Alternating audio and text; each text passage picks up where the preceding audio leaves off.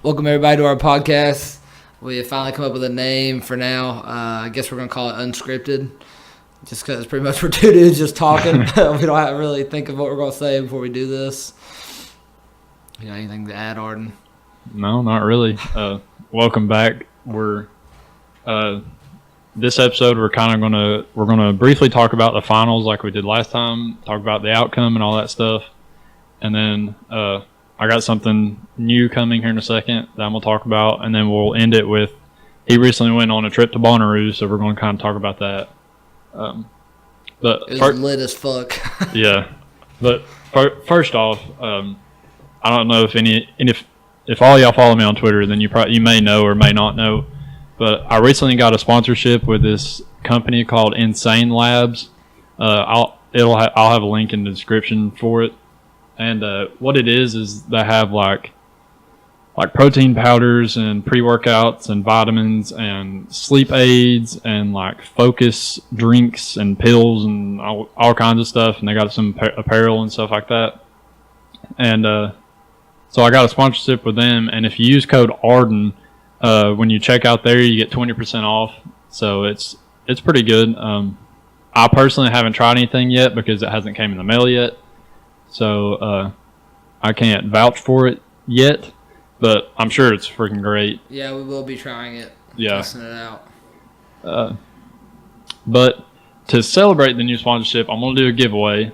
I don't know when I'm gonna do it yet. I think maybe I'll probably draw the winner. Let's say July 13th. That's a month from now. I'll draw the winner, and you can pick anything from their website, and I'll get it for you. And also, I'm going to throw in a $25 Amazon gift card.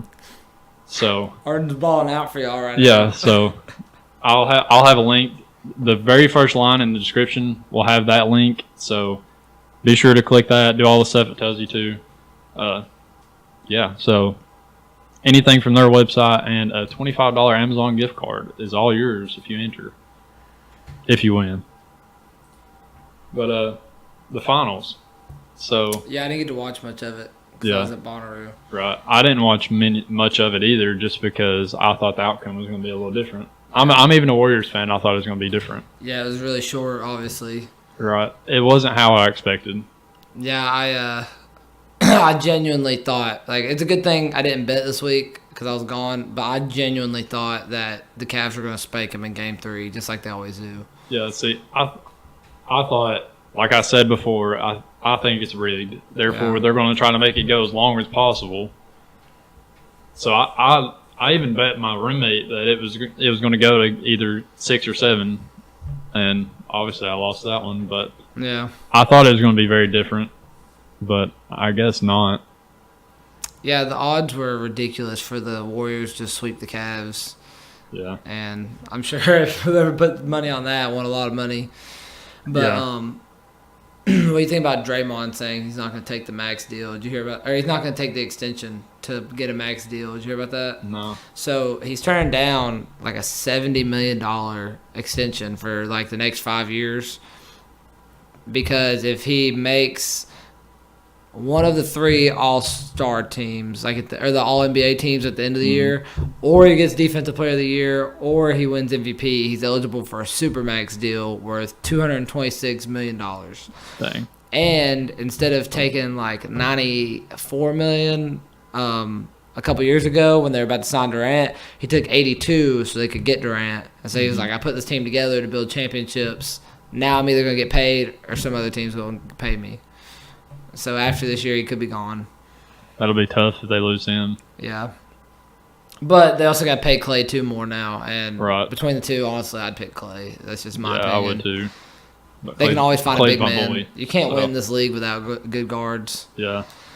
I like Draymond's not much of a scorer to me. Yeah. But, I mean, he plays fairly good D. Yeah. He's very talkative. I don't know if a team would give him the max deal, honestly. They may not. If I was a team, I wouldn't give him the max deal. I don't think he's worth that much. I mean, I'd pay him $86 million, but I wouldn't pay him $230 million. Yeah, I don't think he's not worth that. Yeah. I'd definitely keep like the regular players that they have and lose them. And if they got rid of Draymond, they could get a lot of good role players. Where now they don't have a bench, right? But they could make Swaggy P like their ninth best player if they used all that money to get some good players. Yeah. I don't know. The finals were. I like the game 4. Yeah. I didn't even watch because I was like, okay, the Cavs are going to win. I already know it. And I woke up in the morning and I checked it just to make sure, and I was like, what? They actually won? Yeah. But I mean, I predicted it. Like if it's not rigged, then the Warriors should just sweep them because they were such a better team. Well, I caught the end of Game 3 on my phone after I got my tent set up and everything, last Wednesday, and Durant hit a pull-up 3 at the end to seal the deal. That was nice. It was 8 feet behind the 3 line. Yeah, that was pretty wicked. I thought they might have a shot at it till then, but then they let that one go too. Do you think LeBron's leaving? I think he is. I think he might. I'll be very surprised if I don't see him in a Lakers jersey with PG-13. Very surprised. I think he might leave, but did LeBron have a decision in getting rid of Dwayne Wade and D-Rose? Yes, he does all their front office management. That's what I figured. Yeah. Because I figured he would be complaining and be like, what LeBron wants is what they do. Yeah, I figured LeBron would be complaining you got rid of all of our players and here I am stuck doing it by myself. Yeah, but he was doing it by himself anyways. That's why they got rid of everybody. Yeah. But there's a new billboard today, and it was come play with the Brody, talking about Russell Westbrook. LeBron James is never going to play with Russell Westbrook in a million years. No. Nobody will ever win a championship or do anything. Paul George is going to leave. Carmelo's got to stick around because if he wants $22 million or whatever it is, he better hang around because another team's going to give him the vet minimum at this point. Yeah. Because he's been sucking the last 2 years. That's my boy, but he sucks right now. Yeah. I can agree with that. Yeah. Yeah, so my trip was a lot of fun. Went Wednesday, came back early Sunday, 5 o'clock. But I saw a lot of good bands and acts, really, a bunch of musicians. But I saw T-Pain, the best concert, one of the best concerts I've ever been to. If any of you don't know, Bonnaroo is kind of a thing where you go and it's a festival and you go and camp out there all week and see a bunch of concerts and a bunch of stuff. Yeah, while you're just super filthy. Yeah. You don't have any showers or anything like that. You do have showers. They're $10 a piece. Yeah. But your boy don't pay $10 for a shower. Yeah. So I used some water bottles and wet wipes and shampoo and stuff. So I was getting my swimming trunks and bathe myself down. Yeah. But I took one Saturday morning though because I needed one. Bad. I was getting annoyed with it. But yeah, so I saw T-Pain. He was one of the best concerts I've ever seen. I was going to ask you a bunch of questions, but go ahead. Go ahead. Now ask me some questions. Okay. I was going to say, who was the best act? Not necessarily the most lit show or the most hype, but they perform. I don't know how to like they do in recordings. Oh, okay. If you get what I mean. Most live Tyler Childers. He really made me mad because he didn't play Feathered Indians. Yeah. Which I don't understand that at all. It's like Vanilla Ice showing up and not singing Ice Ice Baby to me anyway. You texted me that and I was like, that's really odd. Did he play Lady May? Yeah, but he didn't play Fall You to Virgie, and Amanda said that there was one that she liked. He didn't play. And he just he played with his band, and then the band walked away, and it was just him strumming Lady May and singing it. And as soon as he was done, he was like, "Thank you," and left. He was like, "Thank you, Bonnaroo. You all were amazing." He just literally walked off stage. That's pretty funny. And everybody was like, "This is bullshit. Tyler Childers, we want Feathered Indians." And he just he was back there talking to somebody. You could see him, and while we were chanting for him, he was just looking at us I'm not coming back out there. But yeah, he was really good up until that point. I loved it. Yeah. Okay, now who was the most fun to see? Denzel Curry. I didn't know a single song except for that song Ultimate where he's like, "I am the one." Yeah, I don't even know how he says it, but yeah, that show was intense because I was on the edge Because I could see that because Lose he's My probably just Groove. jumping around. Just yeah, and then he covered Nirvana's "Smells Like Teen Spirit," and because he played every lit song that he had, and then he was like, "Right now I feel like a rock star," and then started playing. And that was one of the most like creative things I've seen for a rapper to do something like that. yeah. Let's see, another lit one. Eminem was really fun. Yeah, that one I'm pretty jealous of. I'd like to see that. But he had those gunshot effects. That was stupid. All right, so Eminem had gunshot effects for his performance, but it wasn't like a bunch of gunshots. It was just like, I don't know how to explain. It was so real sounding that it just like made everybody duck immediately. And like people that I camped with were at the camp because they didn't really like Eminem, and they were like running to the camp or to the main festival because they thought something had popped off until they heard the music go again. And there was apparently someone in the crowd from the Vegas shootings, and they had like PTSD and like broke down and cried and everything.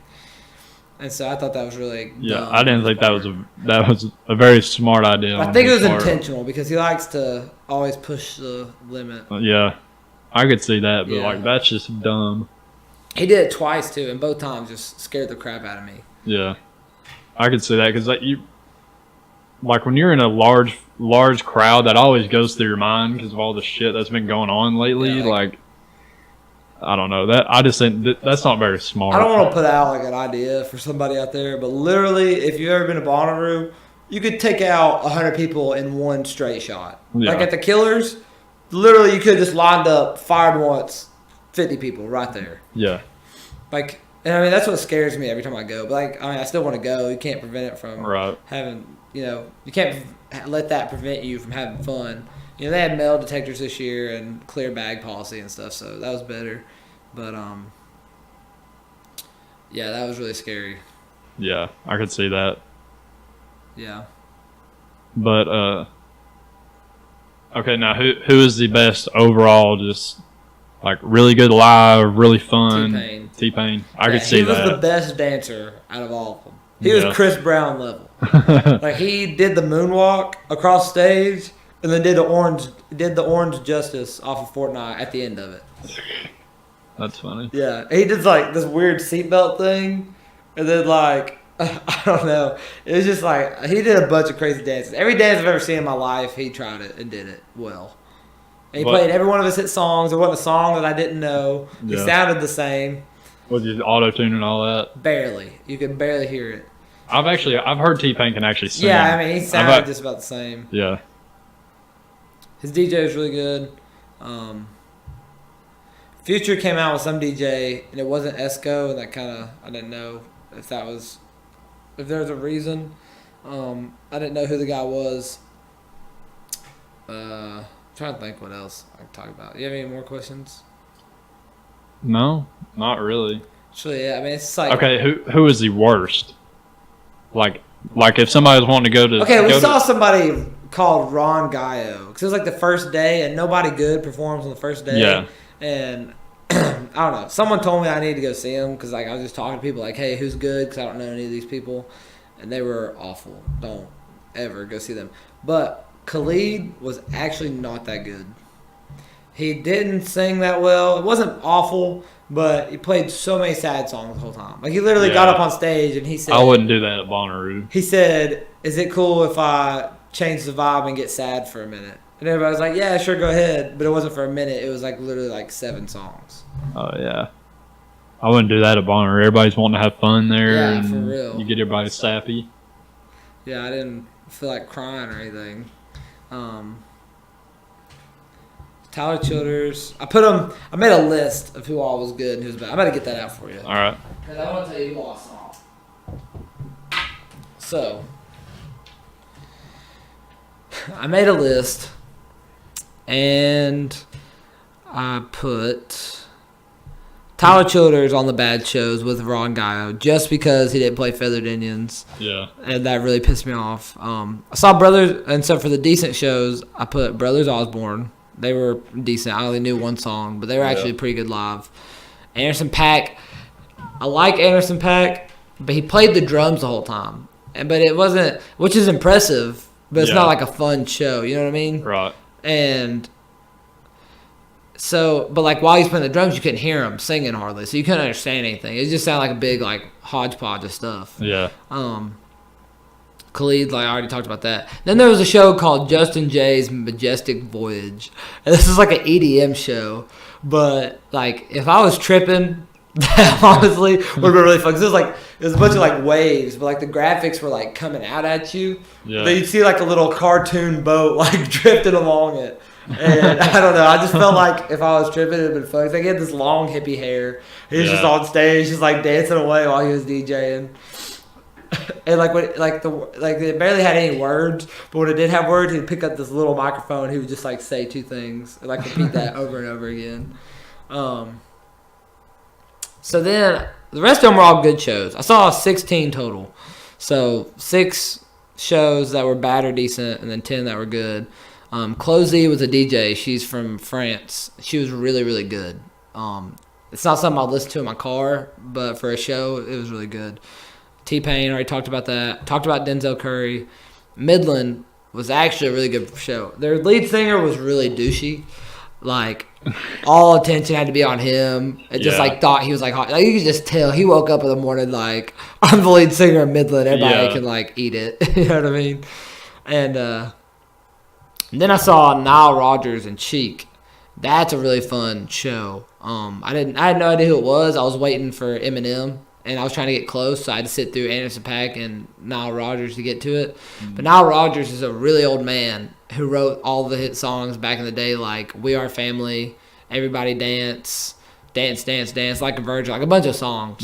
A lot of Motown songs, too. And so he has a band, and I guess they've just been performing all these songs for 30 years. And it was a really good show. Like, the woman he had singing was incredible.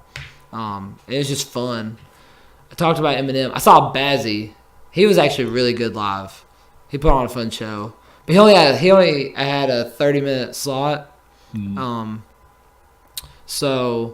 I got to see mine live. And so my little sister was jealous of that. She's 12, so she loves that song. Dua Lipa. Oh, my God. Is that chick you were talking about? Dude, she is so hot. It's dumb. Like, if she ever watches this, I want her to know that I will get on one knee for her if I ever met her for 2 seconds. Just go when I post this, just go on Twitter and add her. Be like, watch this at such and such time. Yeah, Dua Lipa, I love you. But she was really good. She sounded really good live too, and she was up there shaking her ass, and she had a bunch of other women up there dancing with her, so it was fun.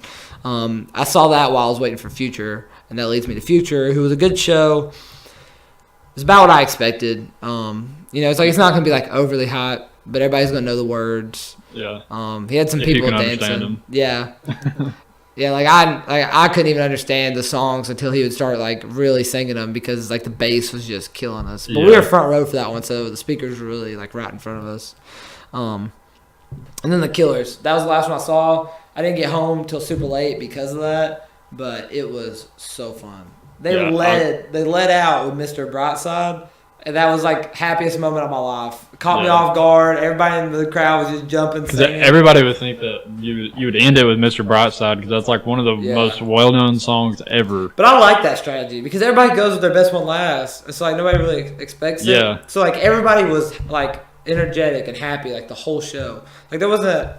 I knew maybe 4 songs, and it was I was just tuned in for every one of them. I feel like the Killers would probably be one of my favorites because I know maybe 6, 7 of their songs. Yeah, and they're so good. They were super talented, and the lead singer was just the definition of cool. He had this bright, sparkly gold suit. And he didn't give a fuck. He was up there just dancing away and singing. But I actually read a story about him. Where when he first performed, he threw up everywhere and couldn't sing, so he just played the keyboard and they just played their songs with no words at their first performance ever. That's weird. Yeah, so he grew out of it as he got older. But I mean, that's something to think about. Everybody thinks these musicians are just top notch out of the world, but it takes a lot of practice. Yeah. Who is the most surprising? Most surprising as in they ended up being really good or really bad? Like, you got there with an expectation, and they, like, exceeded it. Like, you expected mediocre, and they were really good, or, like, you expected bad, and they were good. You know, I honestly didn't know if Eminem was gonna. I mean, like, I know he's not that old. Like, I didn't know if Eminem was gonna sound like he did on the albums. Right. And I thought maybe his show would be kind of like boring, like just him rapping. But he actually put on like there's a bunch of like effects and videos and stuff. I mean, like he opened up with like a small movie, like on the big screens. That yeah, I was wondering if Eminem was if he was going to do like his newer songs, or if he was going to get like do basically all of them throughout his career, or just go with his new songs because. Yeah, he did. He's released. He started out with a bunch of new, with like one or two old ones mixed in, and then he went to like a bunch of old ones with like a couple new ones that a lot of people like River. I don't know if you've heard that one, but with Ed Sheeran, a lot of people like that. I actually have that one, so that one was on there. But like in the middle, when they were like transitioning, he brought out Skylar Grey, and she sang like the woman parts, like "Love the Way You Lie." Yeah. Rihanna's part. She sang Stan, the main part of Stan. That was a really fun song for a performance. Then he brought out Royce the 5'9", who is another like rapper out of Detroit. Yeah, that's the guy he like grew up with, ain't it? Yeah. Because I know I watched a bunch of his like freestyles on YouTube, and that guy's like always with him. Speaking of freestyle, I watched Zeus's video again with the Tim Westwood. Yeah. Lil Dicky freestyle last night. Dude, that video is so fire. Oh yeah. Me and somebody were having this debate about it. Do you think rappers like get up there and just like they already know what they're gonna say? They just try to fit it to music. Well, see, I had the question because I don't know. It's not Tim Westwood that Lil Dicky's on. It's Sway in the Morning. He's on that one. Have you heard that freestyle? Yeah, I've heard that one too. That one is actually is a song called "Bruh," yeah. And I've always been curious: did the freestyle come out before that, or did it come out after that song? Because you probably look up the dates. Yeah, because I haven't looked it up, but everybody's like, "Oh my gosh, look at this freestyle of Lil Dicky!" But I'm like, it's one of his songs, so I don't know if he had it like pre-wrote and he just kind of rapped it and it sounded freaking awesome. Yeah, see, or and, like, what? I saw a video of Wiz Khalifa a long time ago, and he was like scrolling through his BlackBerry because it was like an older video, and then like he started freestyling. And so like I think like they have things in their head, yeah, and like they just like they've written things down, and so like if someone asks them freestyle, they're like, oh yeah, let me pull this out real quick, or I got this like in the back of my mind. Yeah, which I mean, it's still impressive for them to remember it and like fit it to a new beat. That's why I have so much respect for Eminem, because he was like a battle rapper. Like, yeah. I know you have to have like punchlines in your head. Yeah. But you also have to like go off what that guy's saying about you and all that other stuff. That's why I have so much respect for Eminem. Yeah. Of like the way he came up. Yeah. But like that Tim Westwood freestyle, there's no way in my mind that like Lil Dicky or anybody in that for that sense could like just think of that many punchlines that creative back to back off the top of your head. I can barely rhyme like cat with hat if I'm trying to freestyle. That's I don't know. Maybe people have like a different talent. I don't know. That's because I've always seen Lil Dicky's freestyles and they're all like super, super good. But when I saw the one that's on Sway in the Morning, I was like, because I knew it was like one of his songs because I have it downloaded on my phone. But see, you've never like gave it a shot. So like I've freestyled with friends before, and like you've heard me like 90% of the time it's really not that good, but like every now and then you'll get a good one. Yeah. But even like on my good ones, I'm like it's still not like even close to what they're doing on the radio. So I think it's all got to be memorized. Because Tory Lanez literally did like a 9-minute freestyle. We'll have to play that one day, and it's all just punchline. Yeah, 9 minutes. I saw Derek Walsh. If you're watching this, he showed me a freestyle of some dude, and he's like sitting here like we are, just in his kitchen, and I don't remember what he called it, but he told his other dude that was with him was like, start naming off words, and I'll start rapping with whatever word that you say, and like keep it flowing, like, and it was super good. But and I was like, I don't know if that's scripted or not, because he was coming up with like words like pancakes and like Coke, and is super weird. Yeah. But I was like, that has to be scripted, because the dude was going off on just random words. Mm-hmm. But he was. It wasn't like, oh, I like to drink Coke, and then the dude would say pancakes. He'd be like, I like pancakes too. But he like kept it flowing. Yeah. Like it was super good. But I've always wondered if they. Of course, they have stuff written in their head, but like, Yeah. I don't know. It's hard to. Yeah, that's a good topic for debate. But yeah, Khalid was a lot worse than I expected. That was a bummer too. Get back on conversation. Yeah. Honestly, I've said this a lot already, but Tyler Childers not playing Feathered Indians just like crushed me. Yeah, I got front row and waited for like 2 hours, and I just wanted to hear that song. That was Yeah, I feel like everybody would want to hear that song. And I really like Follow You to Virgie too, and he didn't play that one. Yeah. I know he's got like 3 or 4 like really good songs, and like if you don't play Feathered Indians like at a big festival like that, Yeah. you might ruin your reputation. Yeah. Like that might hurt you. Yeah, I don't know if on people know this. Future. I didn't know this till I went last year, but Bonnaroo is like one of the biggest festivals. Yeah. People come from all over the world for that. Just they come to Tennessee for a little music festival out in the middle of a farm. But the weirdest thing that happened all week was a guy pulled his pants down in the middle of the pit while we were waiting for Future, and he like was like sticking his butt out to everybody, and he was like, "Hey, burn me with a cigarette." And some dude got security, and he was like, "Hey, most of the security is like volunteers, and then you have like the big guys who are like paid, do it all over the country all year long." Yeah. And so they were like, "Hey man, he's got his dick out." And so this guy comes over and he's like, "Man, oh, you getting paid? I ain't dealing with a guy with his dick out." And I was like, "Who you gonna talk to?" And so he goes and gets his security guard, and or he gets his boss, and so the guy comes over. And he's like, "There's no need to make a big deal out of a no deal." And in my head, I was like, I didn't complain about it. The other guy, like, beside me did. Yeah. But in my head, I was like, I think that's kind of a big deal, like, pulling your pants down. Yeah. But anyways, he pulls him to the side, and he was like, "Hey, buddy, do you want to see Future?" And he was like, "Yeah." And he's like, "All right, well, I'm going to need you to keep your dick up the rest of the concert." And he just left it at that. And the guy got to stay. And then 5 minutes later, someone was waiting in line with us all day. Yeah. And I guess he couldn't hold it no more, and so he just whipped a bottle out, peed in it, and threw it over the fence at the stage. I mean, I guess you got to do what you got to do. Yeah, I guess.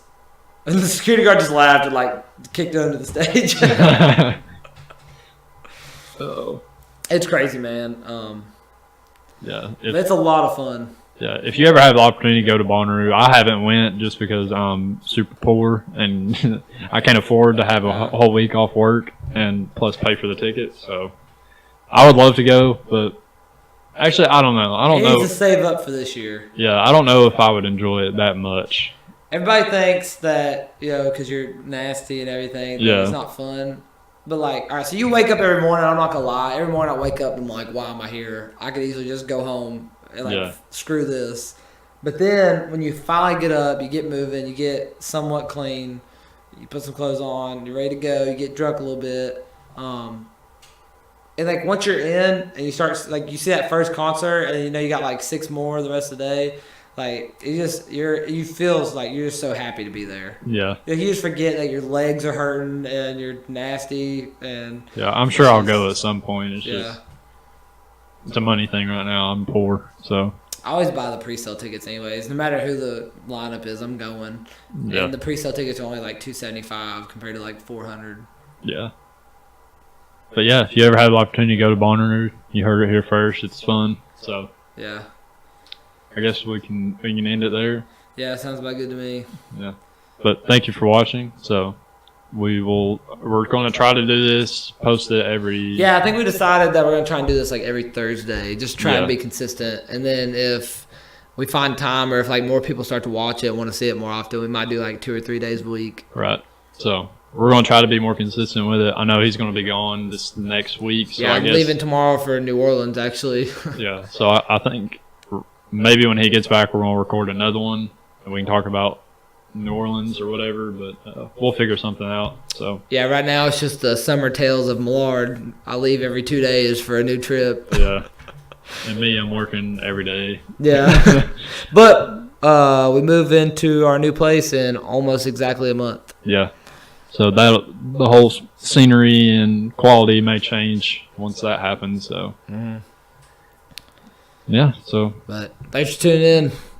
Keep updated with us. Yep. We'll keep you posted. All the new things that happens in our lives and what's going on in the world. Yeah. So peace out.